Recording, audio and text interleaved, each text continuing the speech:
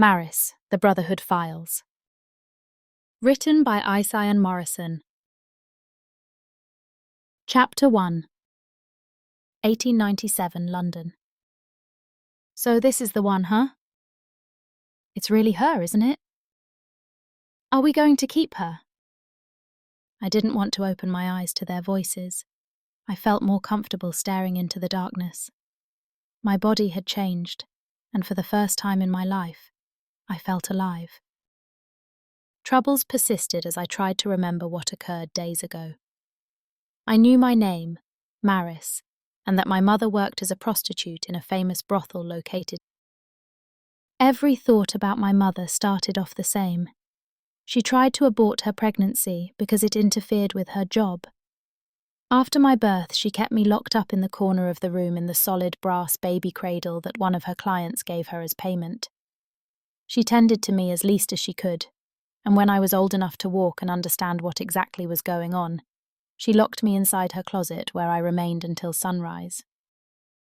With her death from cholera a year ago, I found myself forced to earn my way. I had only two options: follow in her footsteps or leave the whorehouse to fend for myself. I pissed myself at the thought of trying to survive out there, in the world, all alone. At least I knew that I would have 2 hot meals, my mother's old ragged bed, and a room of my own if I stayed. I made a promise to myself. I would take over my mother's client list. I would stay as long as I had to.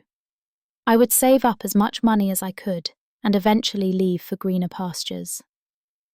I struggled, though, as the years passed. Some of her clients enjoyed me, while others couldn't handle the fact that I, a post-puberty teenager, would submit myself to that line of work. But I did, and there were nights that I wished I hadn't. I had reached the midpoint of my savings goal when my life changed forever. I was almost there. I almost made it. One night, 3 large men with sharp teeth stormed into my room. I didn't know who they were or what they wanted with me. One of them grabbed me by the shoulders and pushed me violently against the wall, demanding that I tell him my name. When I answered his question with a question of my own, he smacked me, slicing the left side of my face. That was when things began to go from scary to downright crazy. He placed his mouth over my opened flesh and began to suck the blood from my wound. That was the last thing I remembered before I blacked out and awoke to 3 individuals, 2 females and 1 male, standing over me. My stomach felt on fire, becoming unbearable to the point that I snapped back into reality and finally opened my eyes, pleading for their help. Both females looked exactly alike. Caramel-coloured skin and short, dark hair, except that one stood taller than the other. The male, dressed in a white shirt tucked into his brown trousers, had short brown hair and a small brown cap. He leaned in close to me and touched my face. His fingers were as cold as ice. I sat up and slid my body along the wooden floorboards to get away from them. A weird, sweet aroma filtrated through my nose, and I placed my hand over it, unsure what to think. "She's beautiful." The male reached out his hand to me. "Beautiful? Hardly." "I'm not going to hurt you." He reinforced his position by pushing his hand further into my face. Laggardly, I took it and he helped me to my feet. My eyes wandered over the dark room, sluggishly lit by a candle on top of a wooden dresser. The body of a female lay on the floor next to a dingy, unmade bed. The sweet aroma I smelled came from that direction, and without thinking I moved toward it, finding that my body slouched slightly in a full-blown hunting stance. When I reached the body, I immediately recognized her. Samantha. It didn't look like my best friend whom I'd known for a few years. She had 2 puncture wounds on the left side of her neck. Her eyelids fluttered. I heard something else, a cadence noise that didn't match that of her breathing. I called out her name again, and this time she managed to open her eyes. Upon seeing my face, a weak smile appeared on her own, and she lifted her hand to touch the scar on my left cheek. I heard footsteps behind me, and quickly her smile disappeared, replaced by a look of fear. The male grabbed my arm to pull me away from her, but I didn't want to go with him. I shook his hand off me, and something inside me told me to strike. I made a fist with my right hand and I punched, hitting him across the face. The blow pushed him back into the air and onto the floor. My strength surprised me. I wasn't a fighter. I'd never punched anyone or anything before.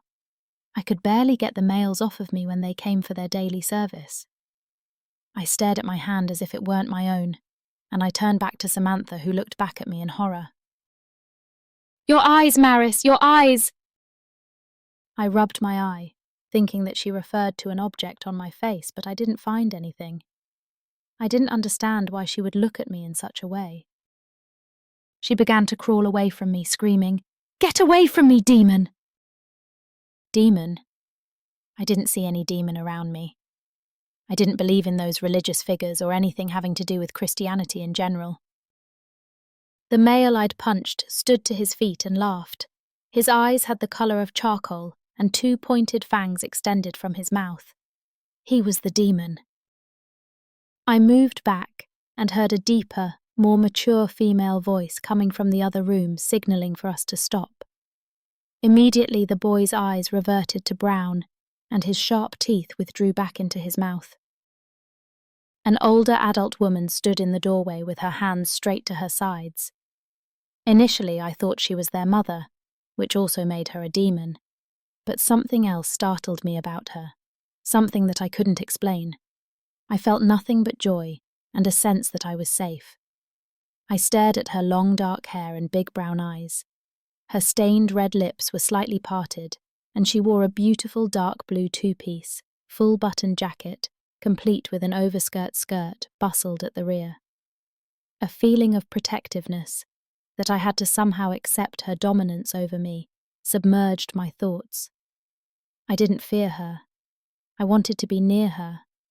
I felt like I belonged with her. "Don't be scared, Maris." The woman walked forward, and she looked immediately to the male and the 2 females. "You've met my children. This is Finley." She pointed to the boy. "This is Branda." She pointed to the taller girl.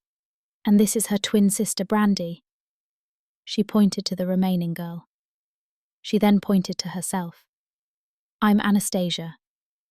She extended out her arms to me, waiting for me to embrace her. Instead, I had questions and concerns for Samantha. "What did you do to her?" I asked. "In due time," Anastasia replied. "First you have to make your eyes change back and retract your teeth." I didn't know what she meant by that, until Finley left the room and returned with a hand mirror. He held it in front of my face, and I suddenly knew why Samantha had become so afraid of me. My eyes were black, just like Finley's eyes had been moments ago. 2 medium-length fangs protruded from my gums, hiding my human canines. I also noticed the long, jagged scar on my left cheek, reminding me of the attack back at the brothel. "What's happening to me?" I searched my face and touched my fangs. They were extremely sharp. "What did you do to me?" I asked her. "I saved you from the vampires." "Vampires?" I stared long and hard at myself. Am I a vampire? I didn't want to believe what stared back at me in the mirror. Why had this happened to me? What happened to me to make me look so different? "No, I made sure of that," she said. "You must be starving now." She walked over to me. "Eat." She forced me to turn back around and face Samantha. I felt Anastasia place her head on my shoulder and a voice penetrated my thoughts. "Drink her blood." Any other day, I would have run for my life away from these new people. Drinking blood wasn't normal.